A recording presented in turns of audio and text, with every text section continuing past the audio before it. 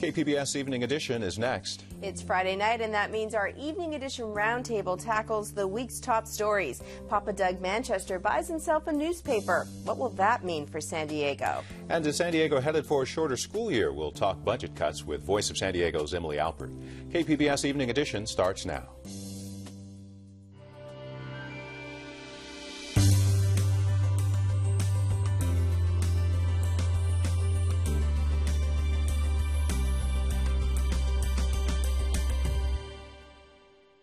Hello, I'm Joanne Ferrian. Thanks for joining us. And I'm Dwayne Brown. A legal fight may be brewing over this week's vote to raise tuition at California state universities. CSU trustees had retreated behind closed doors before approving a 9% tuition increase. Now there's question over whether they violated the state's open meeting law. The trustees moved after police clashed with protesters outside their meeting. A glass door was broken during the scuffle. 3 people were arrested. One was a graduate student from San Diego State. An attorney for CSU says the trustees changed rooms because they couldn't hear over the noisy crowd. She says she thought there were reporters in the meeting room, but there were not. Lieutenant Governor Gavin Newsom is one of the trustees. He says they should vote again. So far, no decision has been made about that. Regions of the University of California were supposed to have meetings of their own this week, but they canceled because of worries about violence. Now they've decided to meet by teleconference. The meeting will be held November 28th at 4 campuses. UCLA will be the site closest to San Diego. UC officials say they're expanding the public comment period from 20 minutes to an hour for this teleconference. California's unemployment rate dropped slightly last month, but there was no change on the job front in San Diego. The county's unemployment rate was stuck at 9.7% in October. That means about 152,000 people were out of work here. California has the second highest unemployment rate in the country, right after Nevada. An animal rights group wants the Department of Agriculture to investigate the death of an elephant at the San Diego Zoo Safari Park. The female elephant named Umoya died yesterday, and zoo officials say it appears she was in a fight with another elephant. The official cause of her death won't be known for a few weeks. The group In Defense of Animals has filed a complaint with the USDA claiming that an adult male elephant was being kept with the females. Usually, the males are separated so they can't hurt the females or babies. A San Diego judge says a local lawyer cannot collect $756,000 from the city of San Diego in connection with a lawsuit over fireworks displays, at least not yet. Attorney Marco Gonzalez sued to force environmental reviews of the shows, claiming they cause environmental damage. He won that argument and filed a claim with the city. While the judge denied his claim for now, she is warning that Gonzalez could still collect an even larger fee if his work is shown to create a substantial public benefit. A 2-year prison sentence was handed down to a Carlsbad self-help guru and author today. He led a sweat lodge ceremony where 3 people died. James Arthur Ray was given 3 2-year sentences for negligent homicide to be served concurrently. He was also ordered to pay $57,000 in restitution. A rescue operation off Point Loma led to the arrest of nearly 24 suspected illegal immigrants this morning. The Coast Guard says it got a call about a boat in distress, found 5 people on a remote beach in Sunset Cliffs. They were turned over to immigration authorities. 16 more people were arrested on the grounds of Point Loma Nazarene University. San Diego County health officials are reporting a 50% drop in the number of whooping cough cases reported this year. Students across California were required to get booster shots for the disease this year.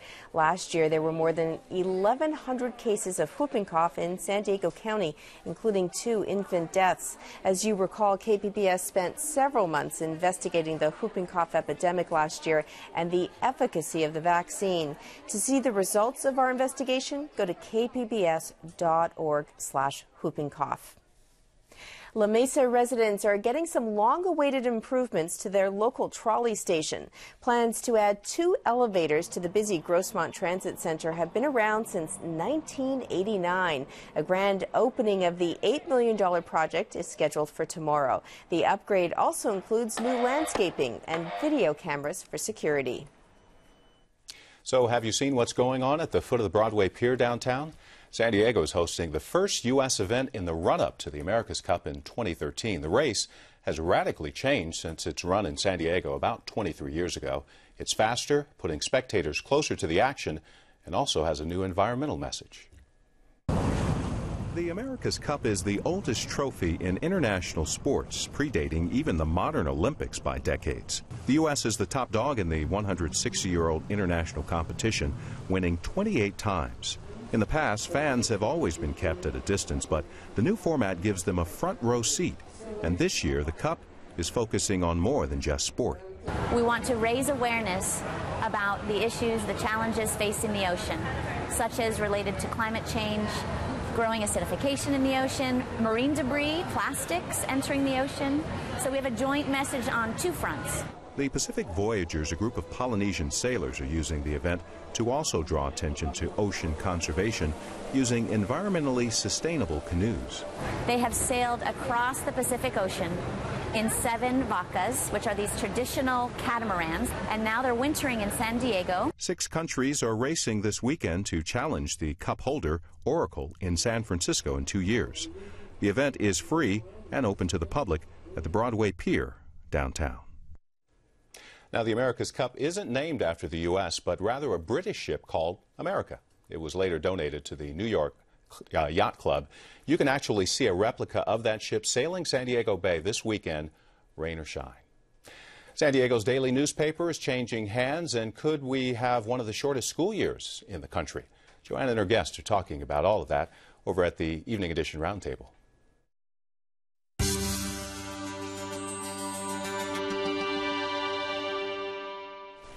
San Diego schools are in trouble, big trouble. It looks like more budget cuts are on their way in January, leaving the San Diego Unified School District with few options.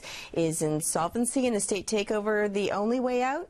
And San Diego's only major daily newspaper has a new owner, Papa Doug Manchester. Can't wait to tell you all about him and what this could mean for the paper. My guests are KPBS senior news editor Mark Sauer and voiceofsandiego.org education reporter Emily Alpert. Thank you both for being here. Thank you. Emily, let's start with education. Bring us up to date. Why is the school district looking at possible cuts in January, more cuts? Well, the state did something kind of funny when it passed a budget for schools this year. It said, we're going to try to save the schools. We're going to try to pass a budget that doesn't involve really, really deep cuts. But we're going to do that by assuming that we're going to get $4 billion in revenue that we really hope we get. And if we don't get that $4 billion in revenue, we'll just automatically cut the schools in the middle of the year. So this is why everybody's sort of waiting to see if these cuts automatically happen. What happened this week was a report came out from the state legislative analyst that said, that predicted that California is going to be $3.7 billion short of that $4 billion they were hoping for, which would trigger really significant, automatic cuts for schools as deep as $30 million in the current year for San Diego Unified. So let's talk a little bit about the options. When you're a school district, what are your options mid-year when you're going to get less money? Is it layoffs? Is it salary rollbacks? What did they do? Well, this is one of the things that's so crazy about what the state did. Schools can't lay off teachers in the middle of the school year. It's illegal. You have to notify them before the following year that they're going to be out of a job. So when you try to cut in the middle of the year, there's some employees who don't teach who can be let off a little bit sooner. You can try to sweep money that hasn't been spent. You can try to sell stuff. The option that California gave to schools was you can have a shorter school year. You can shorten the school year by another, I think, 5 or 7 days.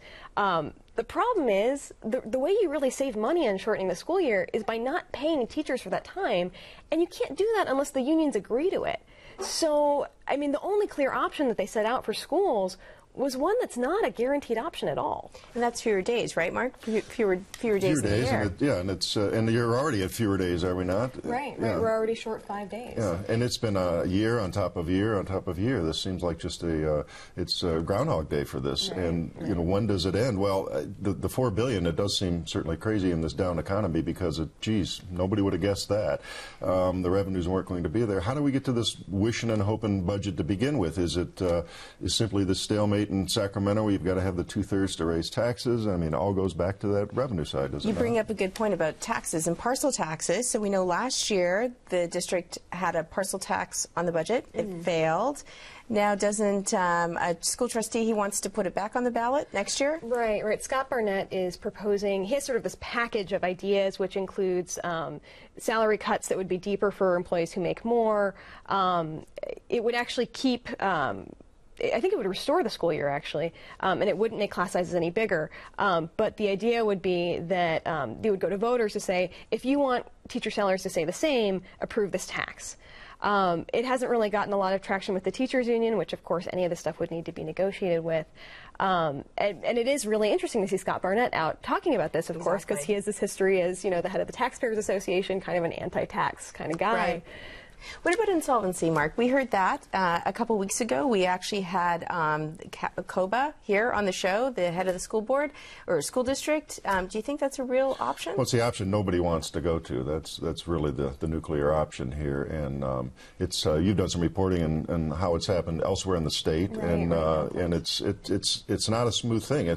There is no easy answer, and there is no easy fix. It all comes back down to the point of the balance between how much we're going to spend, how much concessions we can perhaps get out of employees and the high overhead and labor costs, and if people are willing to pay some more and pony up some more in taxes here. And that's the battle that's going on at the state level, the city level, the local level, and the federal level. And with that, we're going to move on to our next topic. Earlier this week, the San Diego Union-Tribune announced it will have a new owner. It's the second time in less than 3 years the 143-year-old paper has changed hands. This time, however, the new owner comes with a colorful and conservative history. So, Mark, you worked at the Union-Tribune for a long time. 27 years, exactly. That's right. And tell us about the new owner, Papa Doug. Papa Doug is a well-known real estate developer here, Doug Manchester, and a backer of conservative causes. A businessman, well-liked and a booster of the business community. Some of the interesting things that we've seen in the UT's own story and the press releases and the reporting we've done at KPBS in the last couple of days on this sale are the comments that we're going to be a cheerleader for business. We're going to be supporting and advocating. Voice actually had the piece with John Lynch, who heads up Manchester's interest in this purchase, that we're going to be supporting the stadium, the Chargers Stadium. We want our reporters to be cheerleaders for that or boosters for that. We're going to shoot down the obstructionists. This stuff raises eyebrows and red flags, frankly, for a lot of folks who want you can do what you want on the editorial page, but there should be a firewall, a bright line between that and news coverage. And what if the taxpayers aren't being served at all by a Charger Stadium? What if there's fraud in the operation of that? What happened to the watchdog effect? What happened to comfort the afflicted and afflict the comfortable? These are all questions that, certainly people should take pause as they see the announcement of the sale. Mark, you worked there for a long time. You must have been talking to some former colleagues, in the last 24 hours, people who still work there. What are they saying to you? Well, everybody's on a wait-and-see situation here. These are folks who've gone through round after round of layoffs and downsizing and buyouts. I myself took a buyout at the end of 2007. This is a story throughout newspapers across the country. The revenue model doesn't really work anymore. The internet has changed things dramatically.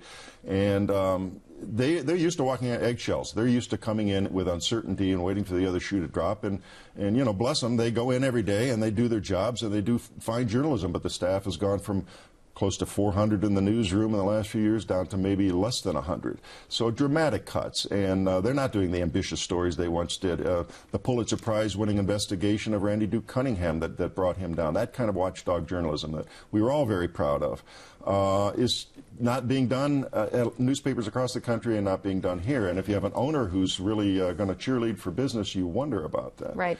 Emily, do you think that this kind of a discussion is really insider media talk that we all care about it? Do you think people at home are paying attention or are going to notice a change in ownership? Well, I think, Papa Doug is well known enough that people do have some sort of association with him. They probably at the very least know that he donated a lot of money to Proposition 8, the initiative against gay marriage marriage. And whatever reaction they have to that, they will have to him, and to the idea of him being in charge of, you know, the biggest, was it the second largest newspaper in the state, I believe, in terms of reach? Certainly one of the, and the biggest newspaper in town, definitely. Newspapers are easy. They're black and white. It's in print every day. If there's a change and a reflection and a difference in direction, you pick it up and you read it and you see it. And they have loyal readers. These are folks who've been around a long time who are still reading newspapers, still get it delivered every day. People like me who read newspapers all the time. And you have a relationship with them, as you do with any medium. And if it changes, and if it's a change in tactic, they'll hear about it in a big hurry. The readers are not shy, and you know, they'll vote with their pocketbooks. Do we know why he wants to be called Papa? Boy, I tell you, you go to the website and it is a little odd, because he does want that name. It's not just a nickname. This is what he tells people to call him. He does, and he wants to be a patriarch, and he's not shy about it. Go to his website and take a look at the movie up there, the testimonial. It's very curious. As a news editor who covers media and does these sort of stories from time to time in our newsroom, it could be great fun as we move forward here. Well, and I can only imagine as a reporter being there, you know, to think of, we're now under the ownership of somebody who, you know, wants to have that kind of paternal influence and reach, and who has very, very strong opinions, which, I mean, now his business partner has come out and said, oh yeah, and we're going to move the paper in this direction. Well, and you folks reported this morning that Mr. Lynch, John Lynch, the partner, is saying, well, it's showbiz. And I know a lot of print folks here. They're in print because they're not in showbiz. They don't even like appearing on camera or coming on our radio show. They want to write. We're going to have to leave it there. Definitely a story we're going to follow. Mark Sauer, Emily Elpert, thank you both so much for being here. Thank you. Keeping young through music, it's the next installment in our series about aging. This is KPBS Evening Edition.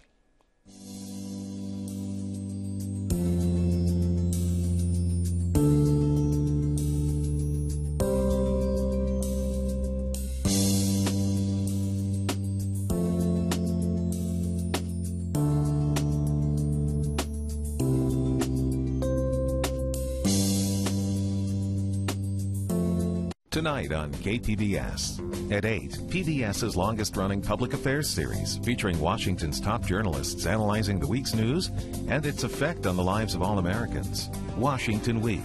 Then at 8:30, the best of broadcast media and the web unite with an engaged audience on Need to Know. And at 9, from the 1920s to the megastars of today, it's time for women to shine on the PBS Arts Festival, Women Who Rock. That's tonight on KPBS.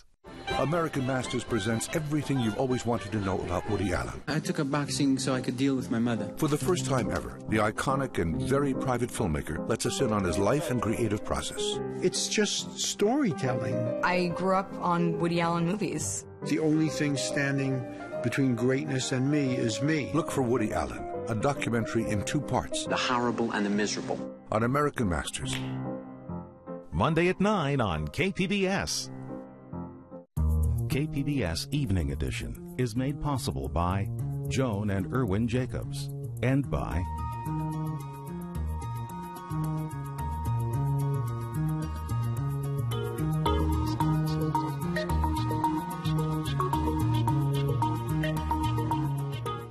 You're still there? No,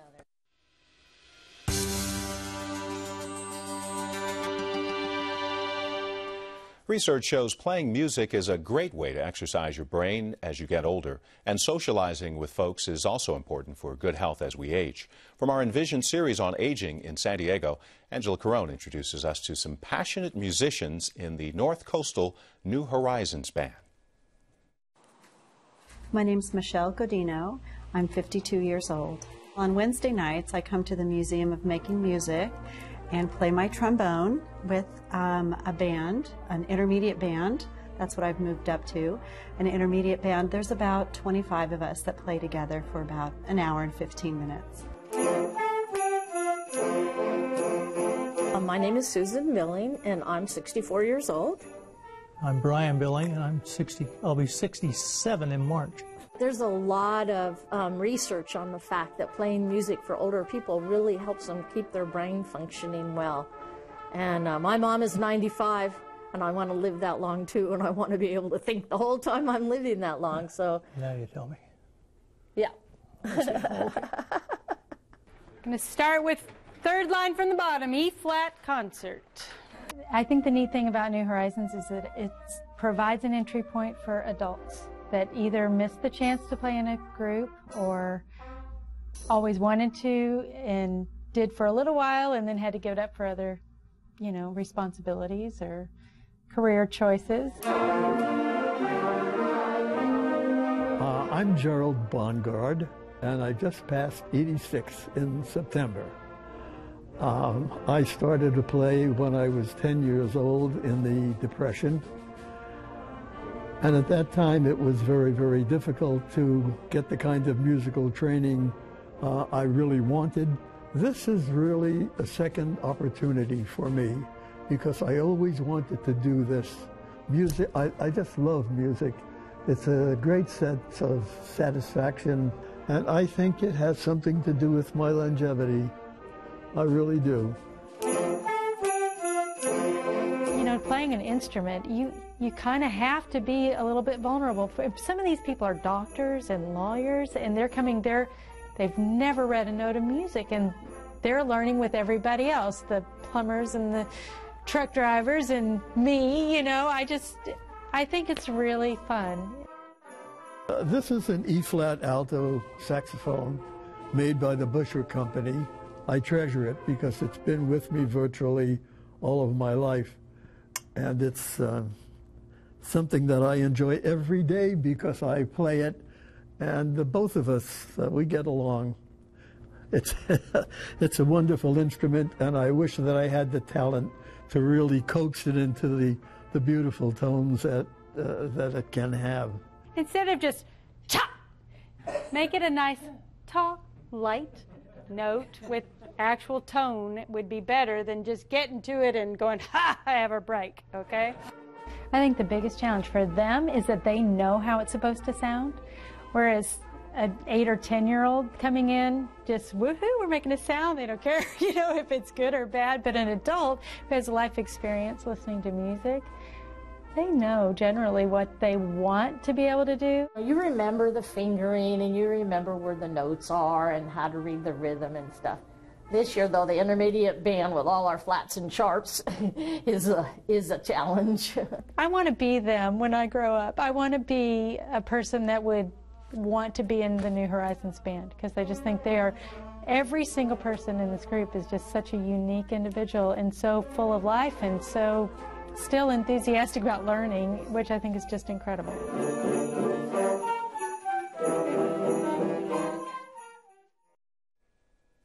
That story from KPBS reporter Angela Carone. Our Aging in San Diego series continues on Monday. That's when we look at who's working beyond retirement age. Sails, wings, or giant bunny ears? What do you think about the giant sculpture proposed for the Navy Pier? Your thoughts are coming up next in our public square. This is KPBS Evening Edition.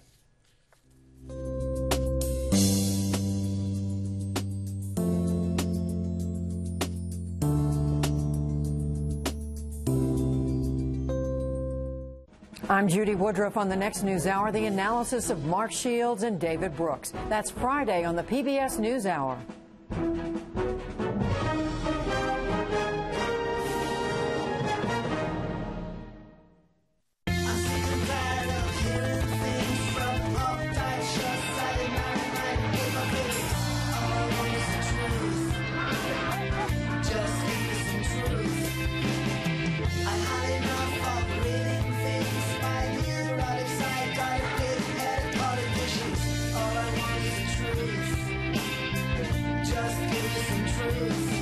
Tuesday at 10 on KPBS.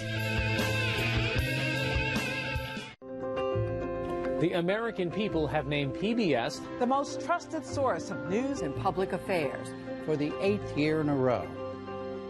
Trust. The American people have spoken. Thank you.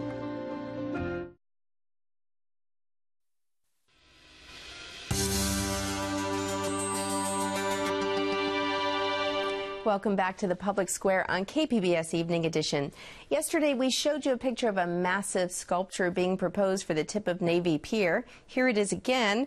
I asked you what you thought of the design. Here are some of your comments. George Donnell sent a wonderful essay describing some of San Diego's iconic landmarks, including the Coronado Bridge and Balboa Park. George says, I find it amazing that there's a perceived need for an icon of San Diego. We have a plethora that have been here for years. Is it necessary to list the major ones? Bill Stewart says, stunningly beautiful, would really put San Diego on the art map. And this comes from iNet Nate on our website, kpbs.org. This design should incorporate some wind power generation if it is going to be so tall and blocking the skyline. At least make it functional if it isn't going to be aesthetically pleasing. Well, you can join this conversation by following us on Twitter or liking us on Facebook, or maybe social media isn't your thing. Just drop me a line, jfarian@kpbs.org. And now let's go back to the news desk where Dwayne has a recap of tonight's top stories. Trustees for the California State University system may have to take a second vote on a 9% tuition increase. The first vote was moved behind closed doors because of noisy protests. Now, some union leaders say the move violated the state's open meetings law. So far, CSU officials have not decided about a second vote. New unemployment numbers for California are out, and while the state saw a slight drop, there was no movement here in San Diego County.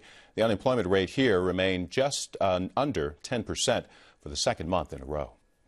But there was a big drop in the number of whooping cough cases in the county. The health department says this year there have been only half as many cases compared to 2010. And we'll wrap things up tonight with the end of a very long journey right here in the county. Stephen Homsley walked 3,300 miles across country to raise money for multiple sclerosis research. The trip took nearly 190 days. Our media partner, 10 News, caught up to him in the East County. He actually finished his long walk in Coronado. You can watch and comment on any of the stories you saw tonight on our website, kpbs.org/evening edition. And there is a strong wind advisory posted until midnight tonight for the mountain and desert areas, especially high-profile vehicles. Beware. We leave you with a look at the forecast and a chance for some showers. Have a great weekend.